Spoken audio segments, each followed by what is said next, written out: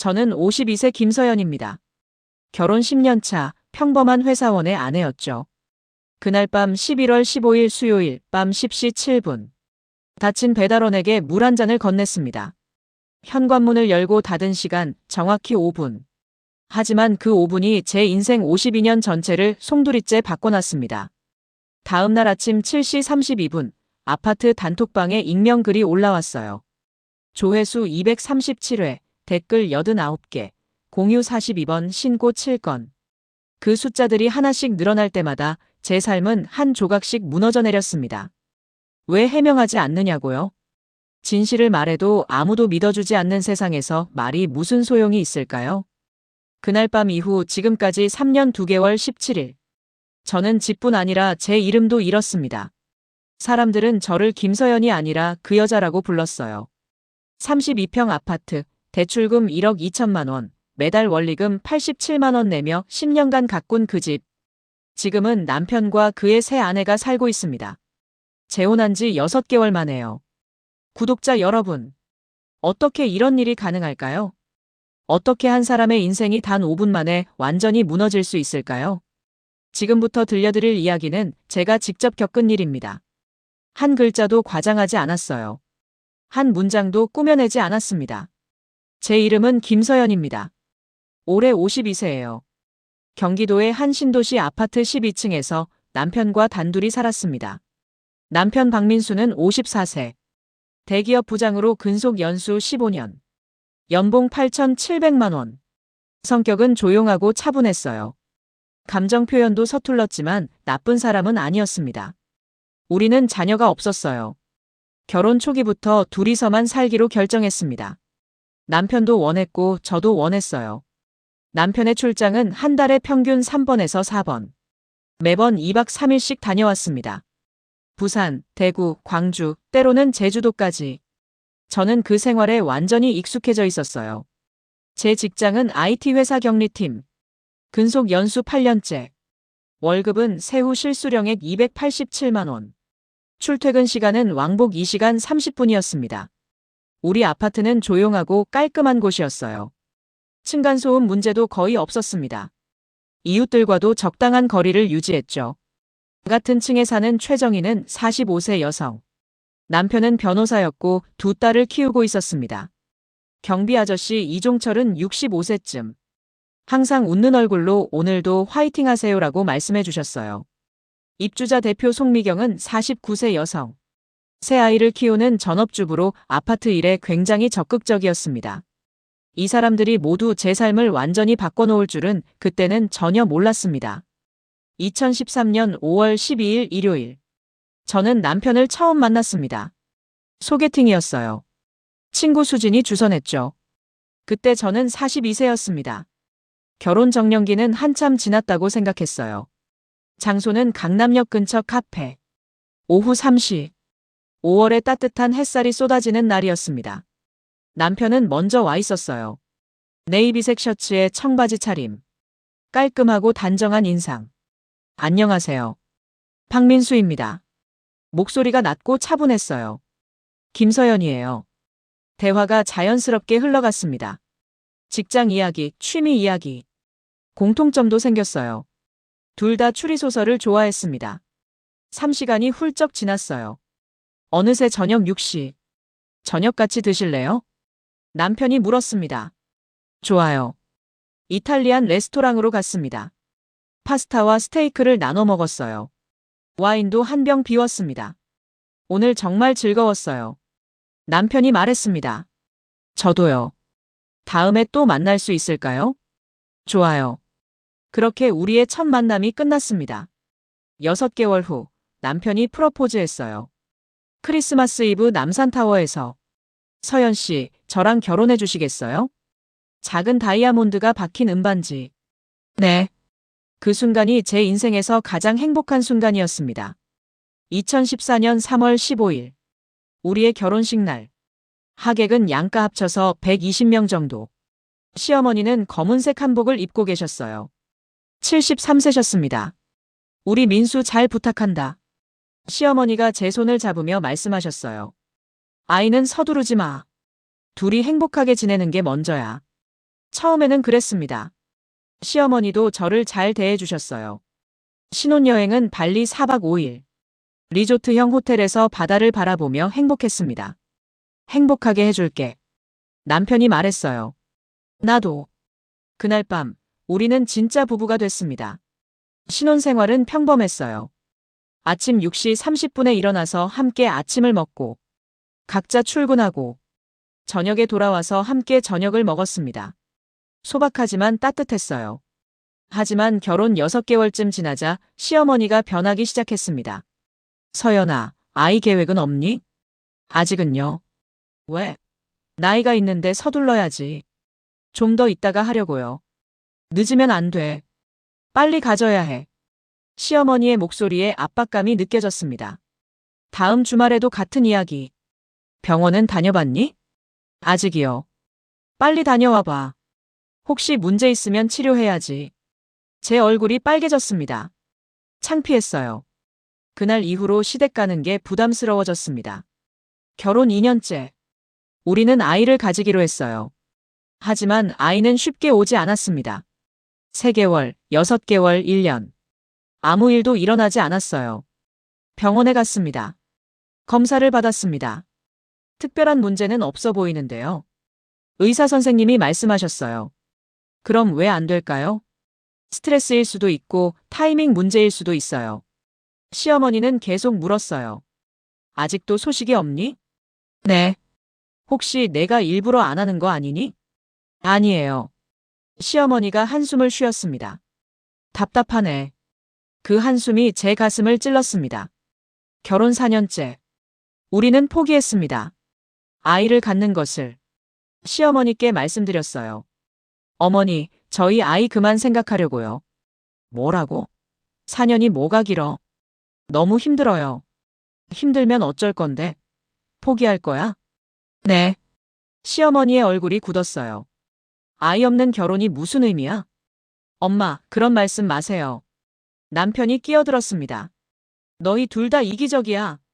그날 이후로 한동안 연락이 없었어요. 결혼 5년째부터 10년째까지.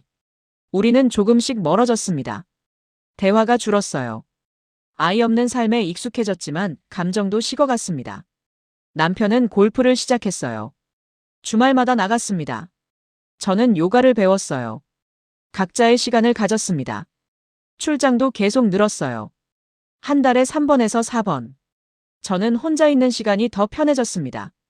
코로나 때는 재택근무로 집에서 함께 있었는데 오히려 더 답답했어요. 작은 다툼이 늘었습니다. 설거지 좀 해줘. 지금 바빠. 쓰레기 좀 버려줘. 알았어. 하지만 결국 제가 했습니다. 결혼 9년째. 우리는 거의 남이었습니다. 같은 집에 살지만 마음은 멀었어요. 침대도 따로 썼습니다. 이혼을 생각했습니다. 하지만 말하지 않았어요. 귀찮았습니다. 그냥 이대로 사는 게 더 편했어요. 결혼 10년째. 2023년 11월. 그 사건이 일어나기 직전까지 우리는 그렇게 살고 있었습니다. 11월 15일 수요일. 그날은 평범한 하루로 시작했어요. 남편이 출장을 떠났습니다. 3일 후에 올게. 그래. 제 대답이 무덤덤했어요. 남편이 나갔습니다. 문이 닫혔어요. 저는 혼자 남았습니다. 익숙한 고독. 그날 저녁. 회사에서 돌아온 건 7시 45분. 집이 너무 조용했어요. 냉장고 소리만 웅웅거렸습니다. 샤워를 했습니다. 따뜻한 물이 어깨를 타고 흘러내렸어요. 8시 20분. 저녁을 어떻게 해결할까 고민했습니다. 냉장고를 열어봤어요. 만들어 먹을 만한 게 없었습니다. 배달 앱을 켰어요. 김치찌개를 주문했습니다. 배달 예정 시간 9시 10분. 소파에 앉아 TV를 봤습니다. 9시 10분이 지났어요. 9시 20분도 지났습니다. 9시 30분이 되어도 배달이 오지 않았어요. 9시 40분. 문자가 왔습니다. 조금 늦어질 것 같습니다. 죄송합니다. 9시 50분. 드디어 초인종이 울렸습니다. 띵동. 인터폰 화면을 확인했어요. 배달원이 서 있었습니다. 30대 중반쯤 되어 보이는 남성. 문을 열었습니다. 그 순간 저는 멈췄습니다. 배달원이 제대로 서 있지 못했어요. 계단 난간에 몸을 기대고 있었습니다. 얼굴이 창백했어요. 이마에 땀이 송글송글. 왼손에서 피가 떨어지고 있었습니다. 똑, 똑, 똑. 괜찮으세요? 제가 먼저 물었습니다. 배달원이 힘겹게 고개를 들었어요. 죄송합니다. 계단에서 미끄러져서요. 목소리가 떨렸습니다. 숨소리도 거칠었어요. 음식 봉투를 건네려다 배달원이 휘청했습니다. 저는 순간적으로 팔을 뻗어 배달원을 붙잡았어요. 조심하세요. 피가 계속 떨어졌습니다. 복도 바닥에 핏자국이 생겼어요. 그때 제 머릿속을 스친 생각. 복도에 피가 떨어지면 관리소에서 뭐라고 하겠네. 바로 그 생각이었어요. 잠깐만요. 들어오세요. 제가 말했습니다. 바로 이 순간이었습니다. 제가 잘못된 판단을 한 순간. 복도 CCTV가 있다는 걸 알고 있었어요. 하지만 현관 안쪽은 사각지대였습니다. 현관 안에서 처리하면 아무도 모를 거야. 그런 생각이 스쳤어요. 들어오세요. 빨리요. 배달원이 망설였습니다. 괜찮습니다. 아니에요. 피가 너무 많이 나요. 빨리 들어오세요. 배달원이 천천히 안으로 들어왔습니다. 문을 닫았어요. 딸깍. 현관 안쪽. 신발도 벗지 않고 그 자리에 서 있었습니다. 주방으로 뛰어가서 물을 따랐어요. 휴지도 한 뭉치 집어왔습니다. 여기요. 배달원이 물을 마셨어요. 벌컥벌컥. 손 좀 보여주세요. 손바닥이 깊게 찢어져 있었습니다. 5cm 정도. 병원 가야 할 것 같은데요. 괜찮아요. 소독이라도 해야죠. 잠깐만요. 화장실에서 구급상자를 가져왔습니다. 소독약과 밴드. 앉으세요. 현관 옆 작은 의자를 가리켰어요. 배달원이 앉았습니다. 저도 쪼그리고 앉아서 소독약을 발랐어요. 배달원이 이를 악물었습니다. 밴드를 붙였습니다. 큰 밴드 3개. 시계를 봤어요. 10시 7분. 이제 괜찮을 거예요. 정말 감사합니다. 배달원이 일어났습니다. 문을 열어줬어요. 조심히 가세요. 네. 정말 감사합니다. 은혜를 못 잊겠습니다. 배달원이 나갔습니다. 문을 닫았어요. 딸깍. 시계를 다시 봤습니다. 10시 12분. 5분. 정확히 5분이었습니다. 음식을 데워서 먹었어요. 설거지를 했습니다. 샤워를 한 번 더 했어요. 침대에 누웠습니다. 핸드폰으로 뉴스를 보다가 잠들었어요. 아무 일도 없는 평범한 밤이었습니다. 하지만 다음 날 아침, 제 인생은 완전히 달라져 있었습니다. 11월 16일 목요일 아침, 알람 소리에 눈을 떴어요. 6시 30분. 평소처럼 일어나서 커피를 내렸습니다. 소파에 앉아서 핸드폰을 켰어요. 카카오톡 알림이 47개. 이상했습니다. 평소에는 5개에서 10개 정도인데. 아파트 단톡방을 열었어요. 그리고 저는 얼어붙었습니다. 익명으로 올라온 글. 새벽 3시 27분. 어젯밤 12층에 사는 1203호에 남자 들어가는 거 봤습니다. 남편 출장 간 사이에 이런 일이 있어도 되는 건가요? 저희 아파트 품위가 떨어집니다. 심장이 쿵 내려앉았습니다. 댓글이 달려 있었어요. 헐 진짜요? 몇 시쯤이에요? 남편분 알고 계세요? 요즘 세상이 참. 그 집 여자 혼자 있던데? 무섭다. 우리 아파트에 그런 사람이. 애 있는 집이면 더 큰일 날 뻔했네요. 저도 봤어요. 10시쯤이었던 것 같은데요. 배달원 아니었어요? 배달원이면 금방 나왔겠죠. 한참 있다가 나왔던데요. 제가 봤을 때 최소 20분은 있었어요. 에휴. 남편 불쌍하네. 손이 떨렸습니다. 핸드폰을 제대로 잡을 수가 없었어요. 20분이요? 5분이었는데요. 계속 스크롤을 내렸습니다. 1203호 부인 평소에 조용하던데. 사람은 겉으로 알 수 없어요. 남편분한테 알려야 하는 거 아니에요? 다들 조심하세요. 저런 사람 옆집에 살면. 머리가 하얘졌습니다. 답글을 달까 고민했어요. 오해입니다. 배달원이 다쳐서. 여기까지 쓰고 멈췄습니다. 이걸 올리면 어떻게 될까? 사람들이 믿어줄까? 아니, 믿지 않을 것 같았어요. 오히려 더 이상해질 것 같았습니다. 답글을 지웠어요. 아무것도 하지 않기로 했습니다. 출근 준비를 했어요. 하지만 몸이 떨렸습니다. 집을 나섰습니다. 엘리베이터를 탔어요. 1층에 도착했습니다. 경비 아저씨가 보였어요. 안녕하세요. 제가 인사했습니다. 경비 아저씨는 고개만 살짝 끄덕였어요. 말이 없었습니다. 평소에는 오늘도 화이팅 하세요라고 말씀해 주셨는데 로비를 지나는데 관리소장이 보였어요. 눈이 마주쳤습니다. 관리소장이 눈을 피했어요. 고개를 돌렸습니다. 가슴이 답답했습니다. 회사에 도착했습니다. 하지만 일이 손에 잡히지 않았어요. 머릿속은 온통 단톡방 생각뿐이었습니다. 점심시간에 다시 확인했어요. 댓글이 120개로 늘어나 있었습니다. 새로운 댓글들. 남편 출장 간다고 하면 항상 이런 짓 했을까요? 가능성 있죠. 불쌍한 남편. 이혼해야죠. 우리 동네에 이런 사람이 산다니. 눈물이 날 것 같았어요. 참았습니다. 오후 3시쯤. 핸드폰이 울렸습니다. 입주자 대표 송미경이었어요. 서연 씨, 통화 가능하세요? 네. 단톡방 글 보셨죠? 네. 확인하고 싶은 게 있어요. 정말 남자가 집에 들어왔나요? 심장이 빠르게 뛰었습니다. 들어왔어요. 누구였어요? 배달원이었어요. 계단에서 넘어져서 다쳤더라고요. 그래서 물 한 잔 주고 상처 소독해줬어요. 얼마나 있었는데요? 5분이요. 길어야 5분이었어요. 송미경이 잠시 침묵했습니다. 그렇군요. 그럼 CCTV를 확인해 보는 게 좋을 것 같은데요. 퇴근하고 관리사무소로 와주실 수 있어요? 네. 퇴근 후 관리사무소로 갔습니다. 송미경과 관리소장 정명수가 기다리고 있었어요. 여기 앉으세요. 컴퓨터 화면에 CCTV 영상이 나왔습니다. 11월 15일 오후 10시. 10시 7분. 배달원이 나타났어요. 우리 집 앞에 섰습니다. 문이 열렸어요. 제가 나왔습니다. 배달원이 안으로 들어갔어요. 문이 닫혔습니다. 10시 12분. 문이 열렸어요. 배달원이 나왔습니다. 혼자서. 10시 7분에 들어가서 10시 12분에 나왔네요. 5분이네요.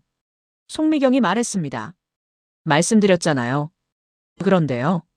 송미경이 난처한 표정을 지었어요. 단톡방 분위기가 좀 그래요.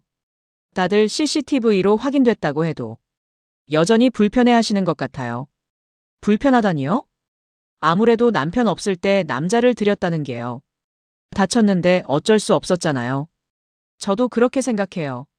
하지만 다른 분들이요. 가슴이 답답해졌습니다. 진실이 밝혀졌는데도요. 사람들은 의심을 쉽게 버리지 못해요. 집으로 돌아왔습니다. 단톡방을 확인했어요. 송미경이 공지를 올렸더라고요. CCTV 확인 결과 해당 남성은 배달원이었으며 5분간만 머물렀음을 알려드립니다. 하지만 댓글들은 여전했습니다. 그래도 집에 들인 건 사실이잖아요. 남편 없을 때 남자를 들이는 게 맞나요?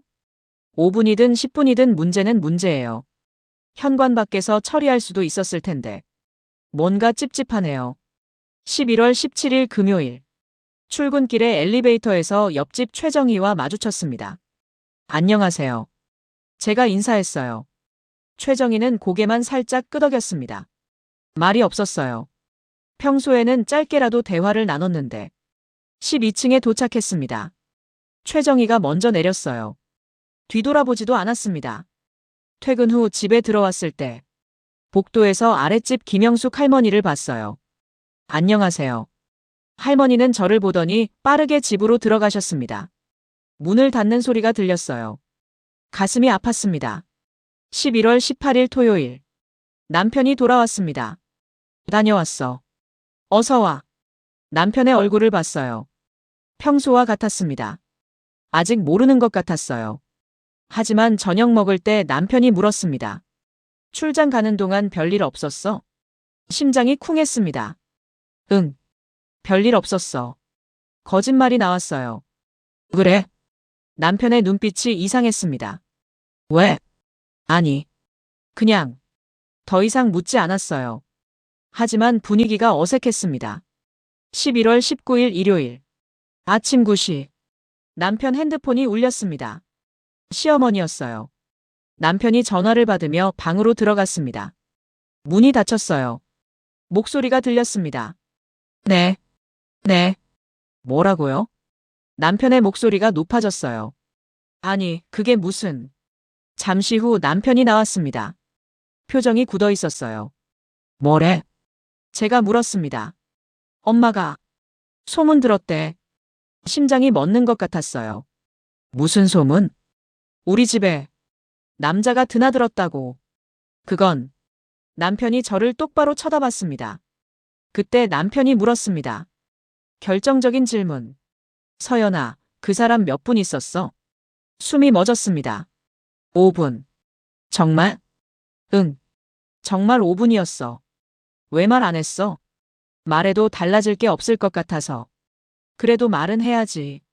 남편한테도 말 안 해? 미안해. 남편의 눈빛이 차가워졌습니다. 미안하다고 해결될 문제가 아니잖아. 그럼 어떡하라고? 조심했어야지. 남자를 집에 들이면 어떡해. 다쳤는데 어떡해. 목소리가 높아졌습니다. 5분이었어. 고작 5분이었다고. 5분이든 10분이든 문제는 문제야. 사람들이 뭐라고 하는데. 회사에도 소문날 것 같아. 사람들 말이 그렇게 중요해? 당연하지. 우리가 여기서 살아야 하는데. 저는 할 말이 없었어요. 남편이 방으로 들어가 버렸습니다. 문이 닫혔어요. 12월. 한 달이 지났습니다. 남편과의 관계는 점점 나빠졌어요. 대화가 거의 없었습니다. 엘리베이터에서 사람들과 마주치면 모두 눈을 피했어요. 편의점에 가면 수군거리는 소리가 들렸습니다.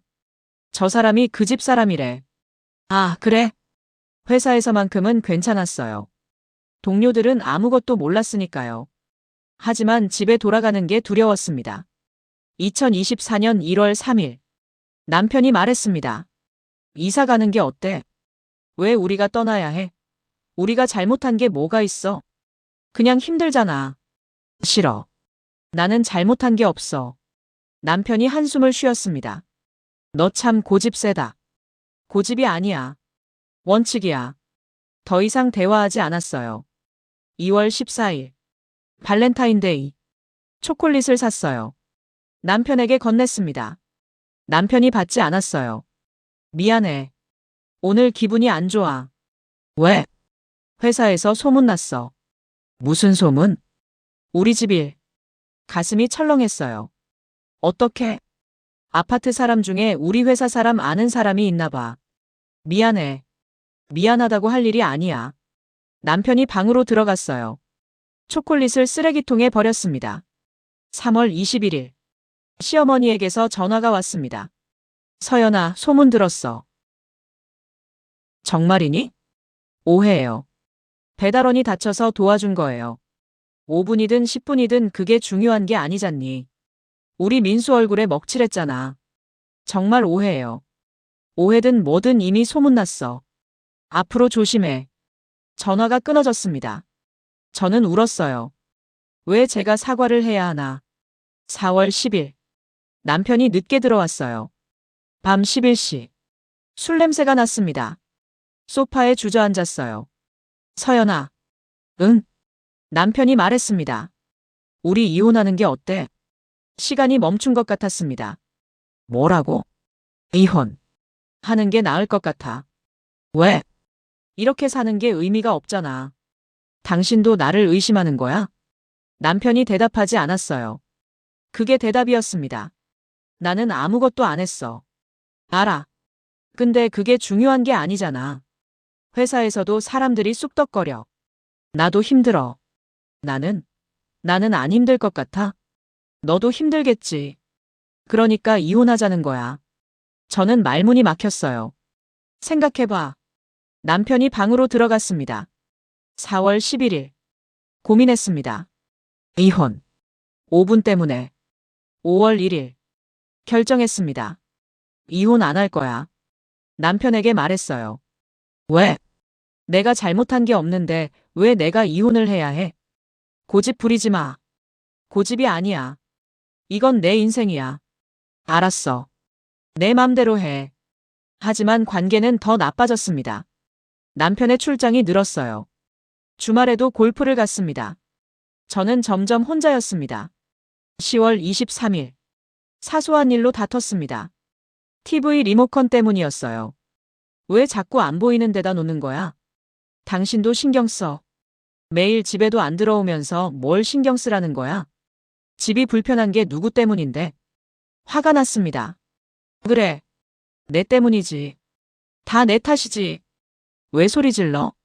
그럼 나가. 남편이 소리쳤습니다. 그 순간 제가 말했습니다. 좋아. 나갈게. 가방을 들었어요. 옷을 챙겼습니다. 진짜 나가는 거야? 응. 잠깐만. 현관으로 갔어요. 남편이 불렀습니다. 서연아. 돌아봤어요. 남편이 말했습니다. 그럼 내가 맞고 내가 틀린 걸로 하자. 가슴이 무너졌습니다. 뭐라고? 난 내가 뭘 했든 안 했든 상관없어. 그냥 이제 지쳤어. 더 이상 할 말이 없었어요. 문을 열었습니다. 밖으로 나갔어요. 딸깍. 문이 닫혔습니다. 친구 수진의 집에 갔습니다. 며칠만 재워줘. 무슨 일이야? 나중에 말할게. 수진의 집에서 3일을 보냈어요. 남편에게서 연락은 없었습니다. 일주일이 지났습니다. 2주가 지났어요. 저는 원룸을 구했습니다. 보증금 1천만 원에 월세 50만 원. 짐을 가지러 아파트에 갔어요. 남편에게 전화했습니다. 짐 좀 가지러 가려고. 문 앞에 둘게. 문 앞에? 비밀번호 바꿨어. 심장이 철렁했어요. 아파트에 도착했습니다. 우리 집 앞. 문 앞에 박스가 있었어요. 제 옷, 화장품, 책. 10년의 결과가 박스 몇 개였습니다. 12월 15일. 남편에게서 문자가 왔습니다. 변호사 선임했어. 이혼 소송 들어갈 거야. 드디어 왔구나. 알았어. 2025년 2월 15일. 첫 재판. 법정에 들어갔어요. 남편이 저쪽에 앉아 있었습니다. 10개월 만에 보는 얼굴. 재판이 시작됐습니다. 원고 측 주장하십시오. 피고는 원고 부재 시 타 남성을 주거지에 들였습니다. CCTV 영상에 따르면 5분간 머물렀습니다. 제 변호사가 반론했습니다. 해당 남성은 배달원이었으며 부상을 당해 응급처치가 필요했습니다. 증인들이 나왔어요. 최정희, 경비 아저씨, 다른 주민들. 20분 이상 있었던 것 같아요. 평소에도 남자들이 드나들었다는 소문이 있었어요. 거짓말이었습니다. 6월 30일. 1심 판결. 재산 분할은 피고 40%, 원고 60%로 한다. 변호사가 말했습니다. 부적절한 행위가 일부 인정됐습니다. 항소했습니다. 그런데 7월 5일. 첫 번째 반전. 아파트 단톡방에 글이 올라왔어요. 1203호 건에 대해 고백합니다. 저는 그날 밤 직접 보지 못했습니다. 다른 사람에게 들은 얘기를 제가 본 것처럼 말했습니다. 죄송합니다. 하나둘 고백이 올라왔습니다. 저도 직접 본 게 아니었어요. 소문만 듣고 판단했습니다. 미안합니다. 가슴이 뜨거워졌습니다. 하지만 너무 늦었어요. 9월 10일. 2심 재판. 주민들의 진술 번복서가 제출됐습니다. 허위 진술을 했음을 인정합니다. 재산 분할을 45%대 55%로 조정한다. 5% 올랐지만 여전히 불공평했어요. 10월 15일. 두 번째 반전. 남편에게서 전화가 왔어요. 만날 수 있어? 카페에서 만났습니다. 미안해. 너한테 미안해. 갑자기 왜? 회사에서. 나도 똑같은 일을 당했어. 후배 여직원이랑 야근했는데 사람들이 오해했어. 아무 일도 없었는데. 눈물이 났습니다. 그때 알았어. 내 기분을. 아무리 설명해도 안 믿더라고. 증거를 보여줘도 사람들은 자기가 믿고 싶은 것만 믿어. 이제 알았어? 미안해. 재산 분할. 50대 50으로 하자. 그게 맞아. 11월 20일. 세 번째 반전. 배달원에게서 연락이 왔습니다. 김서연 씨 맞으십니까? 저 그날 밤 배달원입니다. 소송 중이라는 얘기 들었어요. 제가 증인으로 설 수 있을까요? 최종 재판. 배달원이 증인석에 섰습니다. 그날 밤 김서연 씨는 저를 도와주셨습니다. 5분도 안 걸렸어요. 정말 아무 일도 없었습니다. 저 때문에 이렇게 되셔서 정말 죄송합니다. 판사가 말했습니다. 쌍방 합의에 따라 재산 분할 50%대 50%로 확정한다. 12월 1일. 이혼이 확정됐습니다. 집을 팔았어요. 4억 5천만 원. 각자 7,500만 원씩. 저는 작은 아파트를 샀습니다. 20평. 새로운 시작이었어요. 2026년 2월 7일. 지금입니다. 저는 혼자 살고 있어요. 외롭지만 괜찮습니다. 남편은 재혼했대요. 28세 여성과. 시어머니는 작년에 돌아가셨습니다. 장례식에 가지 않았어요. 우연히 배달원을 봤습니다. 마트에서. 눈이 마주쳤어요. 배달원이 고개를 숙였습니다. 구독자 여러분, 긴 이야기 들어주셔서 감사합니다. 여러분께 전하고 싶은 말이 있습니다. 첫 번째, 선의는 때로 독이 됩니다. 도움을 주기 전에 생각하세요. 이게 나에게 어떤 결과를 가져올지. 두 번째, 소문은 진실보다 빠릅니다. 한번 퍼진 소문은 진실로도 막을 수 없어요. 세 번째, 사람들은 진실보다 자신이 믿고 싶은 것을 믿습니다. 증거를 보여줘도 마찬가지입니다. 네 번째, 가장 가까운 사람도 때로는 당신을 의심합니다. 10년을 함께 산 사람도. 다섯 번째, 늦은 사과는 의미가 없습니다. 이미 모든 게 끝난 뒤니까요. 혹시 지금 억울한 일을 겪고 계신다면 이 이야기가 위로가 되길 바랍니다. 당신은 혼자가 아니에요. 저도 여전히 살아가고 있으니까요. 그리고 여러분께 부탁합니다. 누군가를 쉽게 판단하지 마세요. 소문만 듣고 사람을 평가하지 마세요. 진실은 보이는 것과 다를 수 있습니다. 그날 밤 저는 남자를 들인 게 아니라 사람들의 상상을 집 안으로 들였습니다. 5분. 단 5분이었어요. 하지만 집은 다시 구할 수 있었지만 한 번 생긴 이야기는 끝내 제 인생에서 나가지 않았습니다. 돌아갈 수 있다면 문을 열지 않을까요? 모르겠습니다. 아마도 또 열 것 같아요. 다친 사람을 그냥 둘 수는 없으니까요. 그게 저예요. 후회는 하지만 후회하지 않습니다. 선의를 베푼 것 자체는 잘못이 아니니까요. 잘못은 사람들의 편견, 차가운 시선, 쉬운 판단. 그게 잘못이었어요. 이 채널이 도움이 되셨다면 구독과 좋아요 부탁드립니다. 여러분의 응원이 제게 큰 힘이 됩니다. 댓글로 여러분의 이야기도 들려주세요. 혼자가 아니라는 것. 함께 이겨낼 수 있다는 것. 다음에 또 다른 이야기로 찾아뵙겠습니다. 감사합니다.